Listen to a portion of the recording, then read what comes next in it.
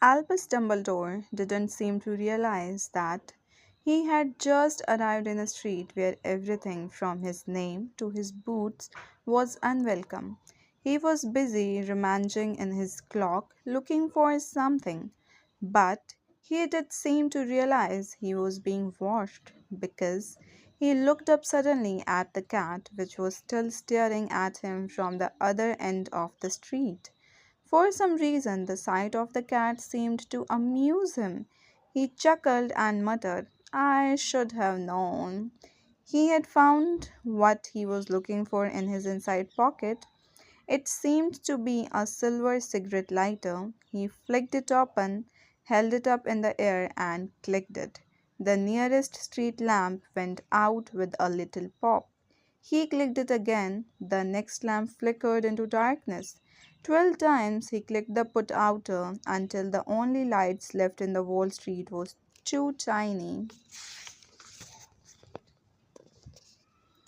tiny pinpricks in the distance, which were the eyes of the cat watching him.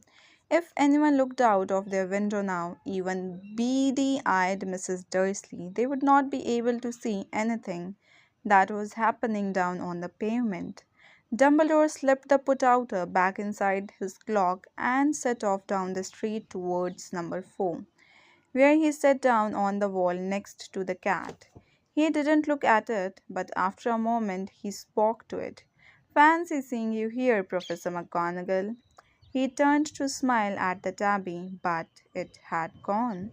Instead, he was smiling at a rather severe looking woman who was wearing square glasses exactly the shape of the markings the cat had had around its eyes. She too was wearing a cloak, an emerald one. Her black hair was drawn into a tight bun. She looked distinctly ruffled. How did you know it was me? She asked. My dear professor, I have never seen a cat sit so stiffly. You would be stiff if you would been sitting on a brick wall all day, said Professor McGonagall. All day? When you could have been celebrating. I must have passed a dozen feasts and parties on my way here. Professor McGonagall sniffed angrily. Oh, yes, everyone's celebrating. All right, she said impatiently. You would think they would be a bit more careful, but no. Even the muggles have noticed something's going on. It was on their news. She jerked her head back at the Dursleys.